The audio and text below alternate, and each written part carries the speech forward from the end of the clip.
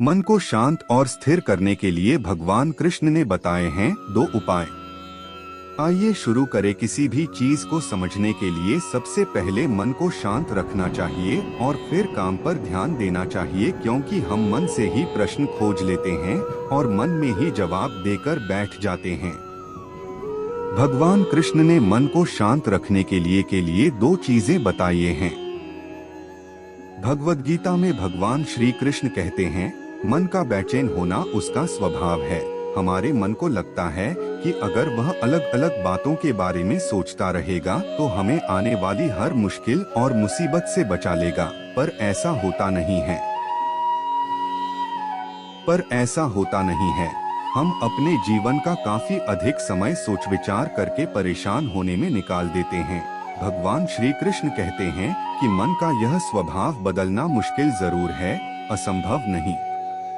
अच्छा, अब आप एक बात बताइए, क्या आप कौए को कह सकते हैं कि वो काम की आवाज ना करे? या फिर क्या आप किसी मेंढक को कह सकते हैं कि वह पानी देखते ही ऊंची छलांग ना मारे? हमारे मन का भी कुछ ऐसा ही है। जीवन में कुछ भी होता है, अच्छा या बुरा, हमारा मन उस पर काम करने लगता है। काम से मेरा मतलब है चिंता करना, व्याकुल होना। कोई बुरी बात होती भी नहीं है और मन परेशानी की ऊंची लपटें लेने लगता है। कभी कभी तो मुझे ऐसा लगता है कि हम में से कई लोग सिर्फ परेशान होने के लिए जीते हैं। सारी परेशानी, पीड़ा, दुविधा अक्सर हमारी मन की बनाई हुई कहानियां होती हैं। भगवान श्री कृष्ण हमें हमारे मन को शांत और स्थिर करने के लिए 2 उपाय देते हैं। पहला, ध्यान लगाना या मेडिटेट करना। दूसरा, वैराग्य भाव सीखना।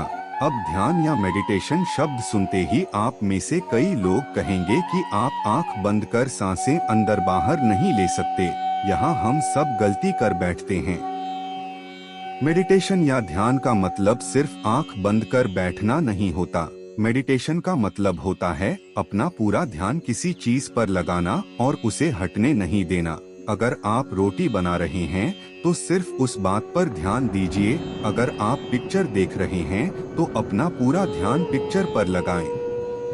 यह मत सोचिए कि पिक्चर देखकर आप अपना कितना वक्त बर्बाद कर रहे हैं। जब आप जीवन के हर छोटे बड़े काम को पूरे ध्यान से करते हैं तो आपका जीवन ही एक मेडिटेशन बन जाता है। ऐसे जीवन में शांति, स्थिरता, साहस और सफलता का होना अनिवार्य है।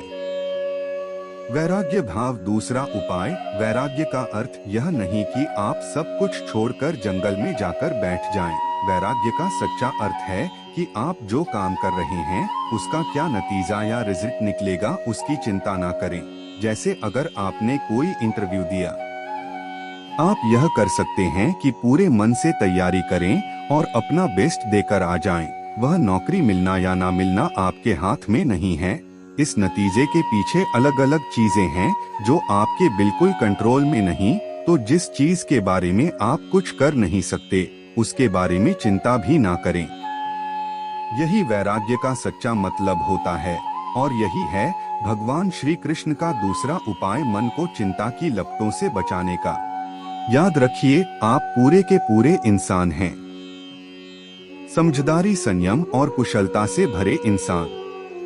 आपका मन जब भी कौए की तरह अलग अलग बातों पर आपको परेशान करने लगे, तब अपने मन को भी प्यार से समझाइए और शांत कर लीजिए। बस अपने ऊपर विश्वास रखिए कि आप कभी अपना बुरा नहीं होने देंगे। धन्यवाद।